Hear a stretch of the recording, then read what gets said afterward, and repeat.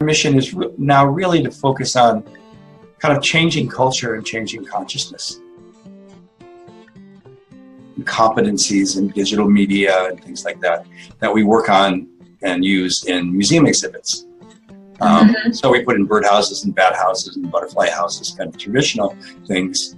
But then we add nature cams to the bird feeders and the birdhouses, and a weather station and air quality monitoring station, so that the environment really comes alive.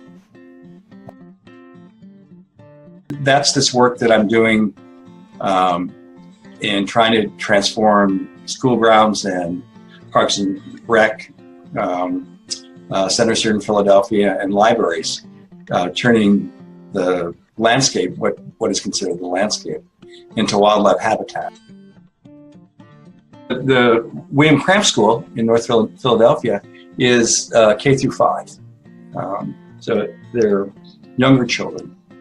And the work there is not so much about education as it is about kind of inspiration and enchantment and play. And what we're really hoping for is that the children fall in love with nature. But the idea of being able to participate in the program that you're watching in some way, that you can follow maybe your interests or your intuition, or pause it and play it back, and feel like you have choices.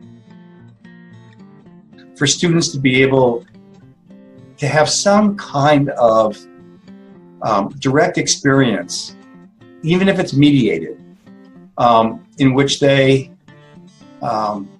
can kind of move beyond the familiar world that they're in. I mean, it creates empathy, it creates understanding, cross-cultural work. I mean, all of that kind of interest or passion-driven, a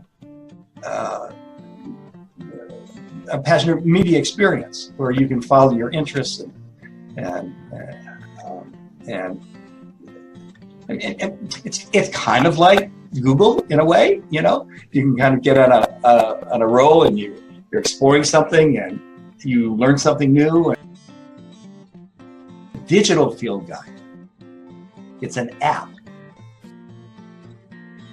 Doing it digitally, and you're creating then this story, right? The story of my schoolyard that keeps evolving from generation to generation, time to time, school year to school year, right?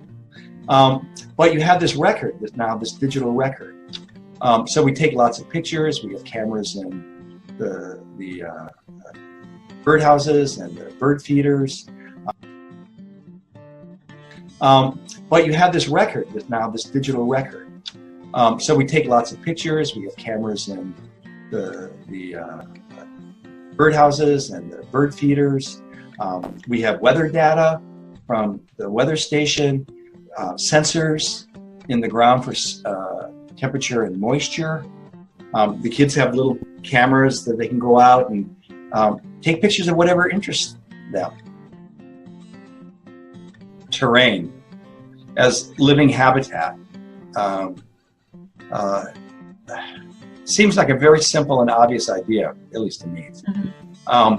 But it's not really embraced. It's very much focused on bipedal hominids like us humans. And I think that anthropocentric perspective will continue to create many of the problems that we have. Humans have a genetic affinity to connecting with nature.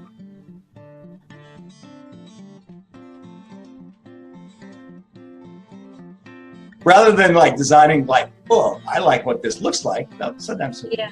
But like, how does this affect my neurology? How does it affect my feelings? How does it affect, that kind of thing? And it's very interesting how in our senses, so much of what we know about the world, we think comes through our eyes. But our sense of space really comes through our ears, because our ears are panoramic. And and like if you're watching TV, just turn off the sound and see if you can follow the story. It's pretty hard. Birds are singing and flying around, and nearby, you know it's safe. I began my professional career doing documentary films, and specifically anthropological films, ethnographic films, and worked in South America and Africa, among other places. So I've produced maybe, I don't know, 50 films, something like that in my life. My business plan. So everyone that works with me is freelance, 1099 freelance, which is fine for them, fine for me. So in terms of staffing, I don't have a full-time staff now, but I collaborate with a lot of different people.